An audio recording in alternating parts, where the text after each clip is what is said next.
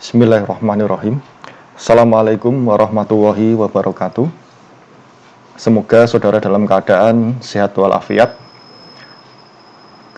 Kali ini akan kita bahas tentang program KMMI Universitas Semarang Transformasi Digital. Materi berikutnya yaitu tentang memori. Nah, memori atau lebih tepat disebut sebagai memori fisik, ini merupakan istilah generik yang merujuk pada media penyimpanan data sementara pada komputer. Jadi memori ini sifatnya adalah sementara, media penyimpanan data sementara pada sebuah komputer. Nah, setiap program dan data yang sedang diproses oleh prosesor akan disimpan di dalam memori fisik. Ya, bagi yang belum tahu, prosesor itu adalah unit pemrosesan atau istilahnya adalah rangkaian digital yang melakukan operasi pada beberapa sumber data. Biasanya memori atau aliran data lainnya. Nah, ini jadi data yang sedang diproses dia disimpan di dalam memori fisik. Data yang disimpan dalam memori fisik bersifat sementara. Ini sifatnya adalah sementara karena data yang disimpan di dalamnya akan tersimpan selama komputer tersebut masih dialiri daya. Atau dengan kata lain, komputer masih hidup. Nah, di sini jadi data yang disimpan ya sementara tadi itu artinya selama komputer masih dialiri daya atau masih menyala. Ya, kalau sudah komputernya mati, ya berarti sudah tidak disimpan lagi. Berikutnya, ketika komputer itu direset atau dimatikan, direset itu di restart ya istilahnya ya.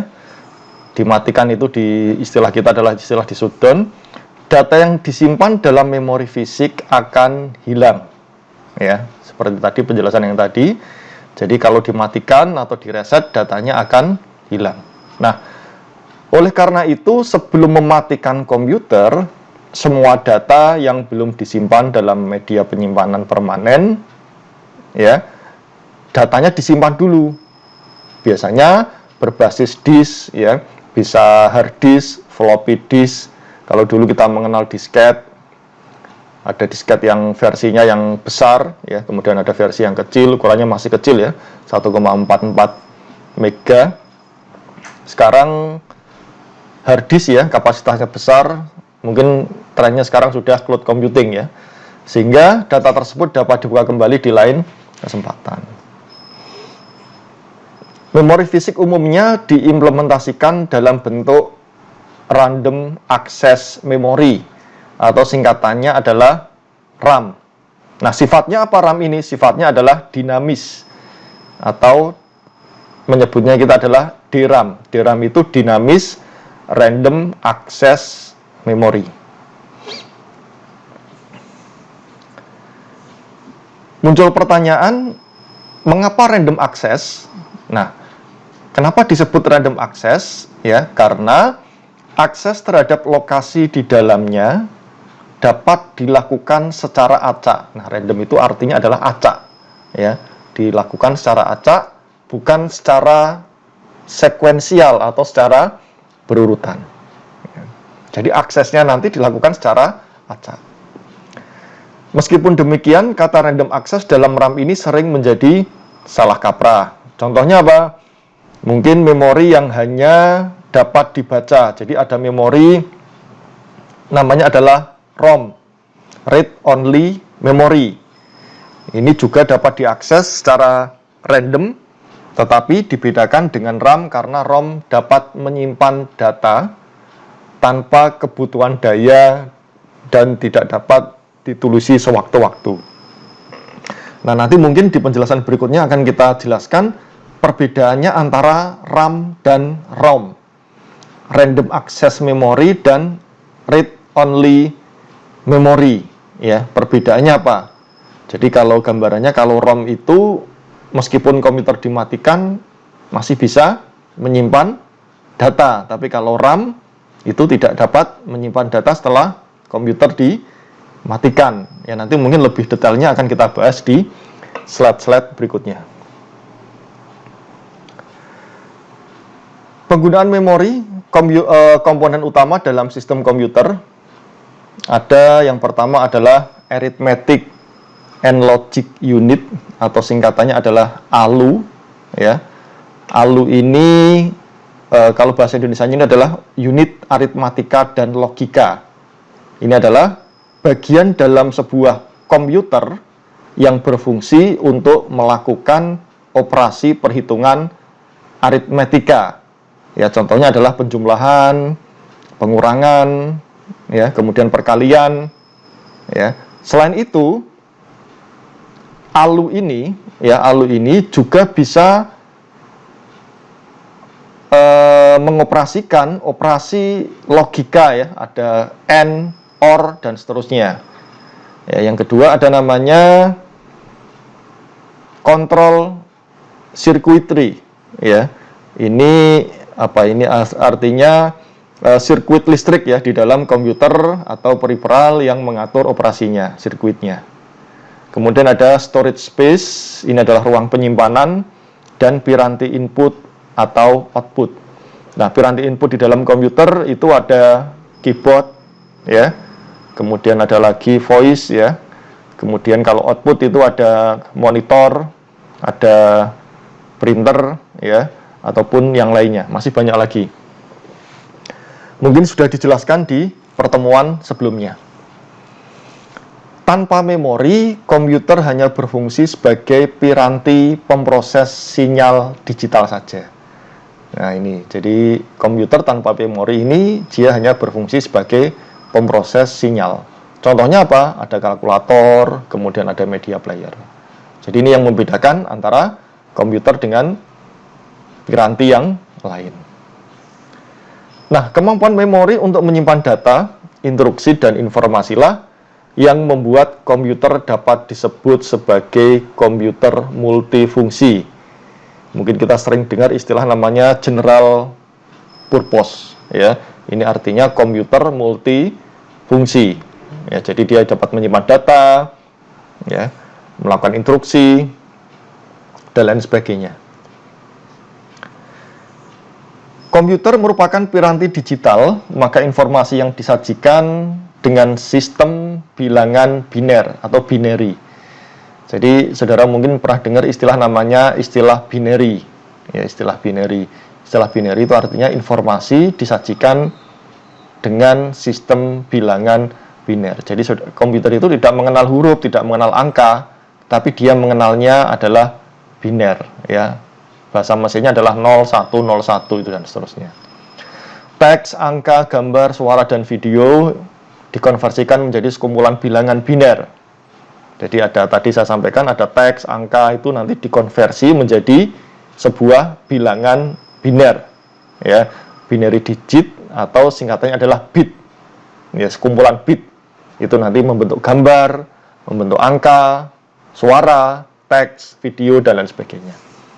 Nah, sekumpulan bilangan biner dikenal dengan istilah namanya byte. Ya, jadi ada bit sama byte. Ya, bit itu adalah sekumpulan bilangan biner. Bit.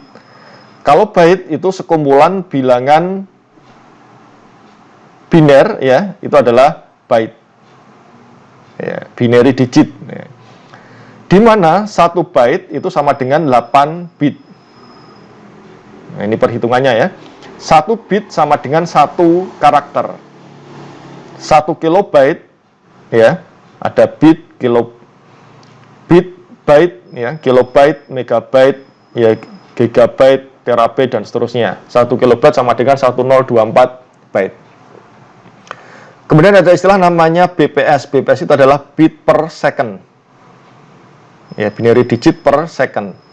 1 kbps, kilobit per second, itu sama dengan 1000 bit per second. Ya, ini bedanya. Jadi kalau kilobyte ke byte ini adalah 1024. Tapi ini adalah 1000. 1 Mbps sama dengan 1 juta bit per second. Artinya apa? Semakin besar ukuran memori, maka semakin banyak pula informasi yang dapat disimpan di dalam komputer. Nah, jadi kebanyakan orang membeli komputer itu berlomba-lomba yang cari memorinya yang besar. Ya, memorinya yang besar. Sekarang mungkin dulu 128, 256, ya, kemudian 512, 1 GB, 2 GB dan seterusnya. Jadi semakin tinggi itu informasinya, data yang disimpan itu semakin banyak. Contoh penggunaan memori, ya, contohnya adalah sel berisi 1 bit informasi. Jadi ada sel isinya adalah 1 bit informasi. Nah, baris dari sel membentuk untaian 1 word, 1 kata. Contoh 128 kali 8 memori. Memori ini mengandung 128 kata, ya, memori ini. Setiap word terdiri dari 8 bit data. Nah, kapasitas memorinya adalah 128 dikali 8 sama dengan 1024 bit atau 128 byte. Ya. Jadi 128 bit atau istilahnya kalau kita sebut menjadi 128 byte. Ini adalah contoh penggunaan dari memori. Berikutnya adalah hierarki memori, ya. Ini adalah gambar dari hierarki memori. Jadi memori yang lebih kecil, lebih mahal, lebih cepat itu diletakkan pada urutan teratas, ya. Sehingga jika dari yang tercepat maka urutannya seperti ini urutannya. Jadi yang pertama ada namanya register cache main memory, register, ya, paling atas. Kemudian ada L1, L2, ya. Ada cache, ya, register, kemudian ada cache, ya. Ada cache. Nah, ini register, ada cache. Kemudian ada bawahnya ada main memory. Ini ada main memory. Ya, memori atau memori utama. Kemudian ada magnetic disk, ya. Magnetic disk. Kemudian ada atau cakra magnetis, ada CD-ROM, CD-RW, DVD-RW, ada magnetic type, ya. Ini main memory, discharge. Oke, kita jelaskan satu-satu, ya. Register ini ukurannya paling kecil, tapi memiliki waktu akses yang paling cepat. Nah, ini umumnya hanya 1 siklus CPU saja. Jadi yang paling atas ini yang paling cepat. Kemudian ada cache, ya, L1 cache, L2 cache. Ini adalah dia disusun berdasarkan kedekatannya dengan prosesor. Cache ini disusun kedekatannya dengan prosesor. Ada level 1, level L itu level, ya, level 2, level 3 dan seterusnya. Nah, memori cache ini dikelaskan ke dalam tingkatan-tingkatan sendiri. Ada tingkatannya. Jadi ada L1, L2 dan seterusnya. Berikutnya ada main memory atau memori utama. Ini memiliki akses yang jauh lebih lambat dibandingkan dengan memori cache, ya, dengan di atasnya. Ya. Dengan waktu akses hingga beberapa ratus siklus CPU. Nah, ini ukurannya dia mencapai satuan gigabit. Waktu aksesnya pun kadang-kadang tidak seragam, ya. Oke, ini yang kedua, main memory atau istilahnya mungkin nanti adalah RAM, ya, random access memorinya. Berikutnya ada disk cache, ya, atau cache cakram. Ini adalah memori yang digunakan dalam memori utama untuk membantu kerja dari cakram magnetis, ya. Membantu ini. Nah, kemudian ada disk atau hard disk atau cakram magnetis. Ini merupakan piranti penyimpanan sekunder, ya. Sekunder yang banyak dijumpai. Ya, jadi komputer ada hard disknya. Berikutnya ada optikal, ya. cakram optikal, ada CD, RW ini, CD, DVD, ini medium penyimpanan data komputer berupa film, musik, data dibaca dengan optic reader. Nah, ini ada level-levelnya ya. Level 1 ukuran paling kecil, kemudian level 2 ukurannya lebih besar dibandingkan dengan yang pertama ya, kemudian level 3 dan seterusnya.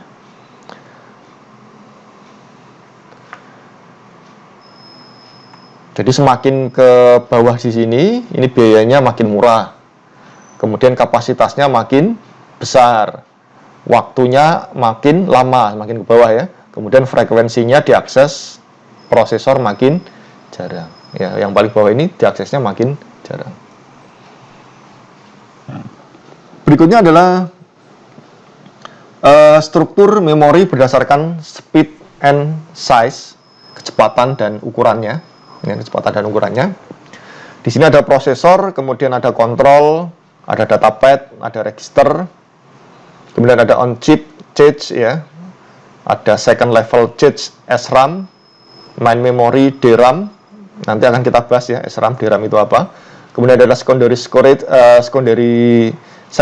storage disk. Kemudian ada tertiary storage. Nah, ini speednya. Jadi semakin kesini itu speednya semakin cepat. Ya. Kemudian ini ukurannya. Ya, ukuran ini dari mulai yang terkecil, register. Ya, kemudian ada ini ya, ukurannya masih kilobyte, megabyte, ini sudah giga, kalau ini sudah terabyte. Berikutnya, memori diklasifikasikan berdasarkan 7. Yang pertama adalah lokasi, yang kedua adalah kapasitas, kemudian yang keempat ada, yang kedua kapasitas, yang ketiga ada satuan transfer, yang keempat ada cara akses, kemudian yang kelima ada performansi, yang keenam ada jenis fisik, yang ketujuh ada karakteristik fisik. Nah, ini akan kita bahas satu-satu, yaitu tentang klasifikasi memori berdasarkan lokasi yang pertama. Lokasi sini adalah ada internal dan eksternal, jadi lokasi dibagi menjadi 2, lokasi di dalam dan di luar. Yang lokasi di dalam atau internal ini dapat diakses oleh prosesor tanpa melalui I/O, input atau output. Ya, jadi tanpa menggunakan mouse, tanpa menggunakan keyboard, ya, itu bisa diakses prosesor, yaitu register, cache memory, main memory. Kalau eksternal, ya eksternal ini mengaksesnya harus melalui I/O, ya I/O. Ini adalah hard disk. Kita bisa menyimpan kan menggunakan mouse ya, menggunakan tombol Ctrl S dan seterusnya, disket, magnetic tape, flash disk, CD-ROM dan lain sebagainya. Yang kedua, karakteristik memori yaitu kapasitas. Di sini adalah kemampuan menampung data dalam satuan tertentu. Kemampuannya byte atau word ya. 1 byte sama dengan 8 bit. 1 word sama dengan 8, 16 atau 32 bit tergantung pada pembuat prosesor. Ada pembuat prosesor Intel, itu 1 word itu sama dengan 16 bit. Ya, kalau IBM itu 370 banding 32 bit. Ada lagi namanya MIPS ya. MIPS itu adalah microprocessor without interlock pipeline sticks ya. Ini contoh prosesor yang bergantung kepada arsitektur RISC. Ini biasanya desain ini digunakan pada beberapa embedded system seperti ada di untuk game ya, juga untuk game, untuk Nintendo, untuk PlayStation ya, kemudian untuk yang lainnya. Jadi dikasih tanda tanya ya, dikasih tanda tanya. Yang ketiga, karakteristik memori adalah satuan transfer. Ini memori internalnya ada 2 ya, memori internal, eksternal sama alamat. Memori internal adalah banyaknya bit yang dapat dibaca atau ditulis dari atau ke memori dalam setiap detik. Ya, adalah setara dengan banyaknya jalur data yang terhubung ke memori dalam kurung lebar busnya. Biasanya sebanyak 1 watt, tetapi dapat lebih banyak lagi. Misal 32, 64, atau 128 bit. Kemudian yang kedua, memori eksternal ini digunakan satuan blok yang ukurannya lebih dari 1 watt. Ya, satuannya beda. Oke, kalau kita terlalu detail nanti ini slide-nya banyak ya. Jadi minimal saudara tahu dulu ya, ada 55 slide. Nah, satuan alamat yang ketiga, addressable unit, ini adalah ukuran memori terkecil yang dapat diberi alamat tersendiri. Besarnya tergantung pembuat prosesor. Jadi kalau Intel 1 byte atau 8 bit, MIPS saya kurang tahu ya. Yang tadi saya bahas, kemudian ada cluster di hard disk. Nah, yang keempat, karakteristik dari memori adalah sequential access. Artinya, akses ke memori dilakukan secara berurutan. Searching, ya, passing, rejecting, urut ya. Digunakan mekanisme share, read or write. Waktu akses sangat variabel, bergantung pada lokasi data yang dituju dan data sebelumnya. Contoh magnetic tape, ya tadi udah pernah kita bahas ya. Sekuensial, urut. Kemudian ada namanya direct access. Ya, cara aksesnya ada sekuensial, ada direct access. Akses ke memori langsung menuju ke lokasi terdekat. Jadi dia langsung menuju ke lokasinya. Diteruskan dengan sedikit pencairan dan perhitungan. Setiap blok atau record mempunyai alamat unik berdasarkan lokasi fisik. Nah, ini digunakan mekanisme share, read and or write. Ya. Waktu aksesnya variabel, berbeda-beda dan bergantung pada lokasi data yang dituju dan lokasi data sebelumnya. Contohnya hard disk. Jadi kalau kita menggunakan hard disk, ini dia termasuk aksesnya adalah menggunakan direct access, langsung. Ya. Kalau magnetic tape ya, ini dia secara berurutan. Berikutnya adalah random access. Ini langsung ke memori, dilakukan secara random. Ke alamat yang dituju, setiap alamat memori mempunyai alamat unik. Jadi alamatnya nanti dibuat unik. Waktu aksesnya konstan dan tidak bergantung pada urutan akses sebelumnya. Ini tidak bergantung dengan urutan akses sebelumnya. Contohnya main memory beberapa sistem cache. Kemudian ada asosiatif. Ini adalah pencarian data di memori dilakukan dengan membandingkan seluruh world secara bersamaan, tidak berdasarkan alamat. Asosiatif. Waktu aksesnya konstan, ya sama konstan, main memory, tidak bergantung pada lokasi urutan akses sebelumnya. Ya, perbedaannya apa? Ini membandingkan.